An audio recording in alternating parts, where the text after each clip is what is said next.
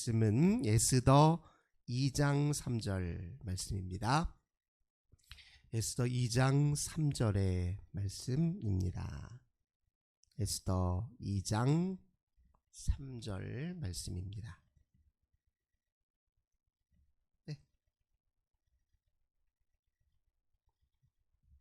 네, 에스더 2장 13절이요. 제가 실수했네요. 에스더 2장 13절 말씀입니다.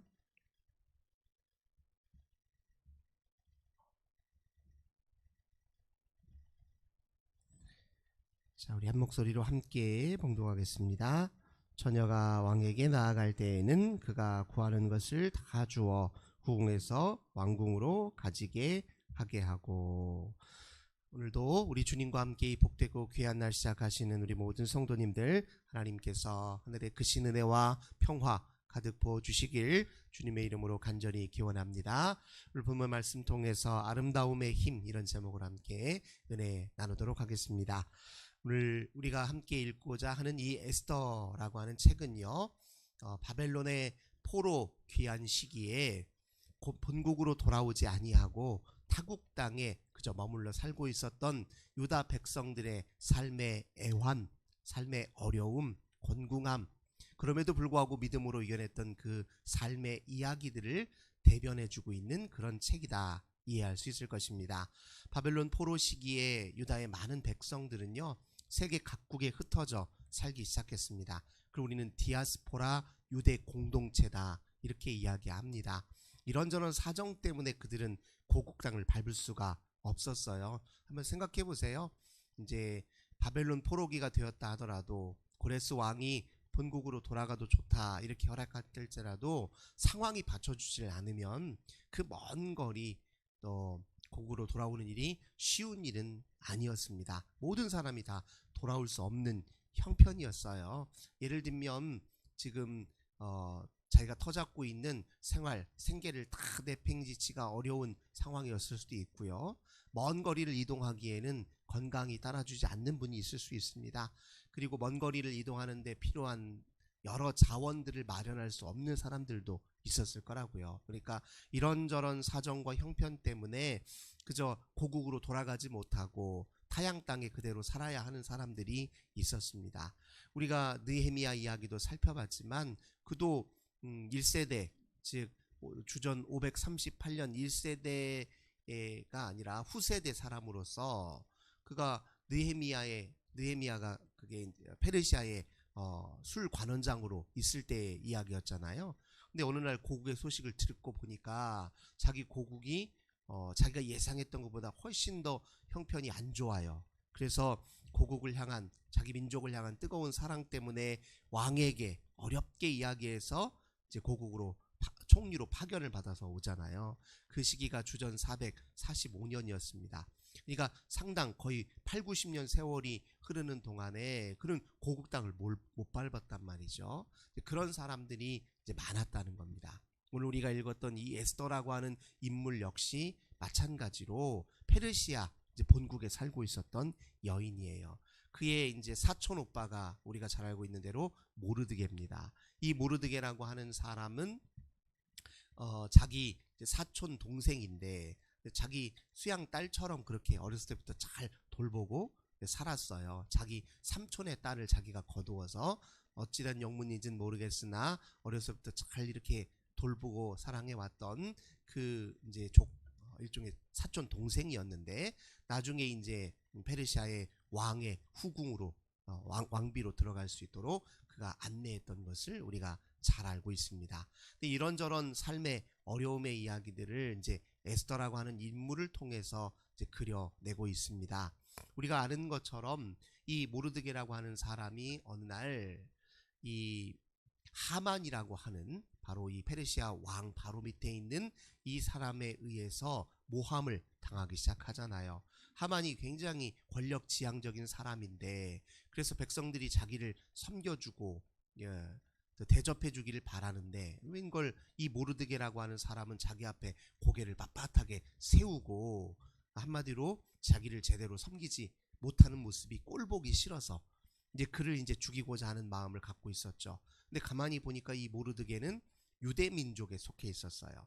그래서 왕 앞에 어느 날 찾아 나가서 모함을 하잖아요. 이 유대 사람들이, 즉 우리 페르시아 본국에 살고 있는 유대 민족들은 자기들 나름의 독특한 삶의 양식이 따로 있습니다. 그들은 율법이라는 게 있어서요, 이걸 지키느라고 페르시아의 법, 우리 바사 제국의 법을 소홀히 하는 그런 경향이 있습니다. 이들을 그대로 내버려두면 안 됩니다. 이들을 잡아다가 반드시 처벌을 해야, 응징을 해야 우리 페르시아의 질서가 바로잡힙니다. 이렇게 모략을 꾸며서요, 어느 날 한날을 정해서 그들 모두를 다 이제 죽이려고 하는 그런 계략을 세우지 않았습니까?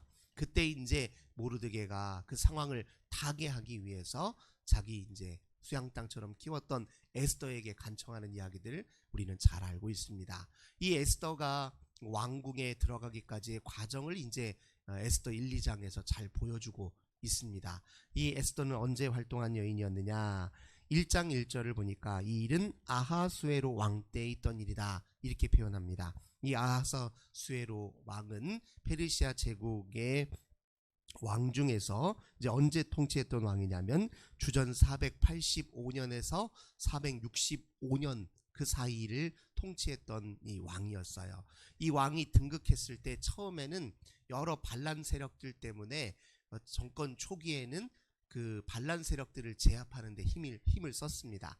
근데 이제 3년 정도 걸려서 자기 이제 왕위에 등극한 이후에 정권 안정기가 찾아왔어요.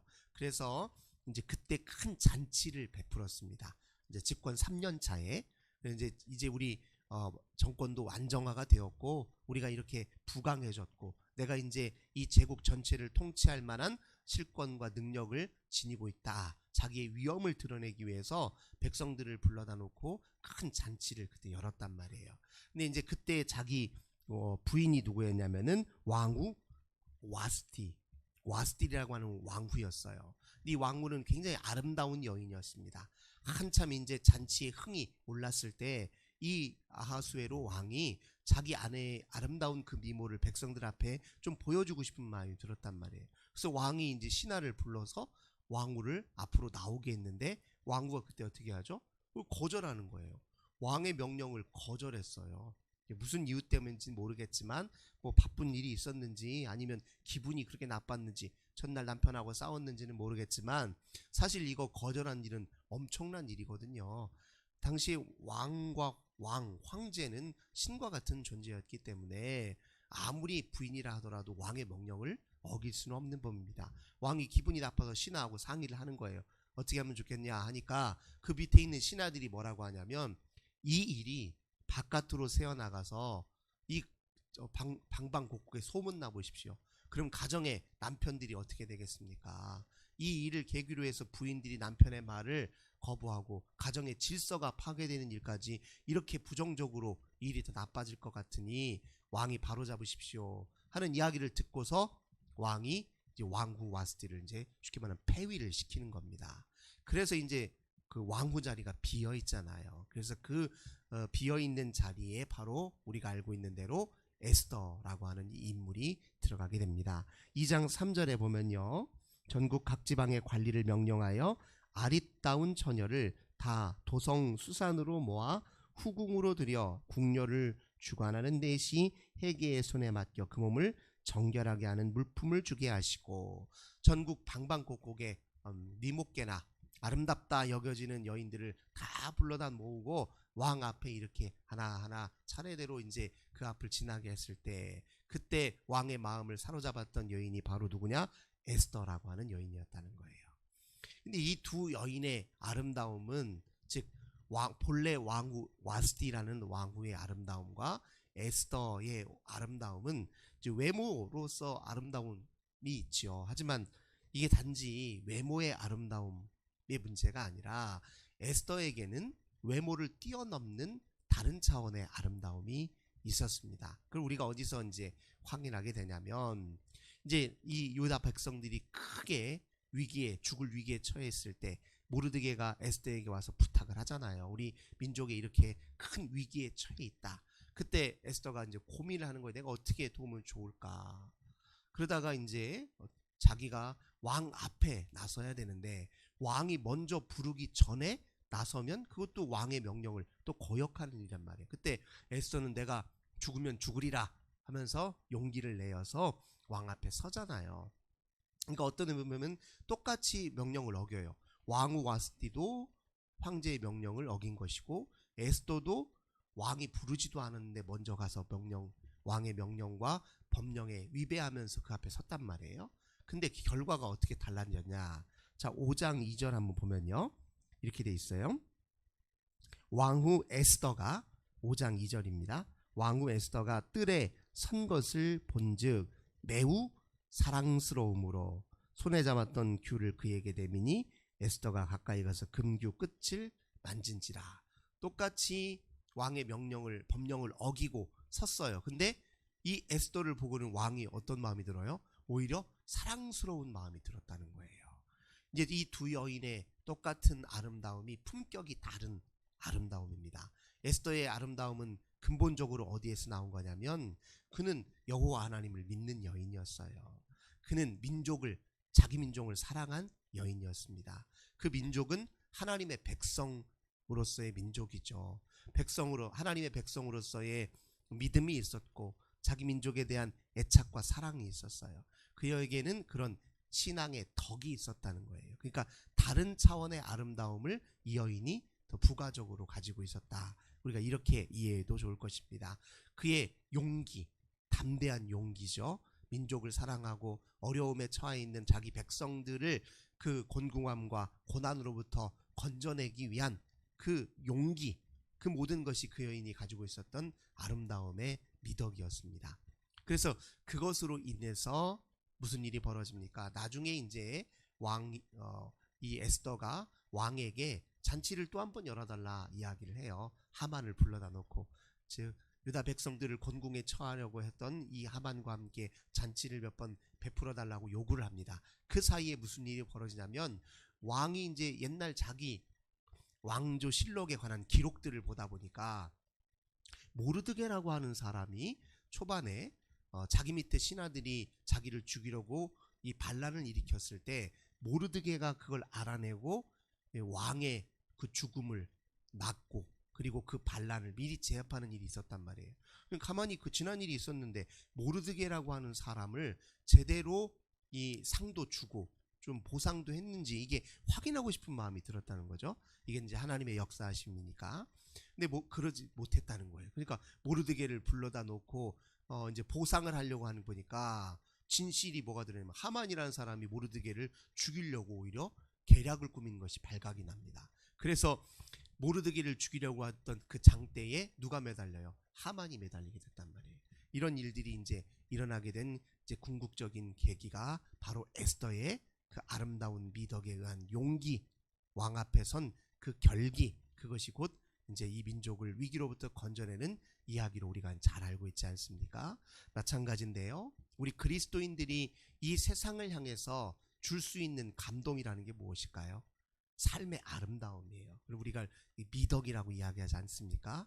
우리 주변 사람들이 우리를 보고, 저 사람들은 참 어떻게 보면 뭐 이렇게 덕스럽지, 참 생활하는 게 참 감동스럽네, 어쩌면 저렇게 사람에게 따뜻하고 친절할 수 있을까, 이렇게 어렵고 곤궁하고 또 힘겨워하는 사람들을 향해서 어떻게 저렇게 자비로울 수 있을까, 또 어떤 사람들 앞에서 이렇게 호기 있게 결기 있게 싸우려고 만드는 것이 아니라 친절하고 또 사람들을 대하기를 존귀히 여기고 하는 저런 아름다운 미덕을 지니고 있는 그리스도인이라면, 저런 사람들이 믿는 하나님이라면 나도 좀 관심 가져볼 만하지.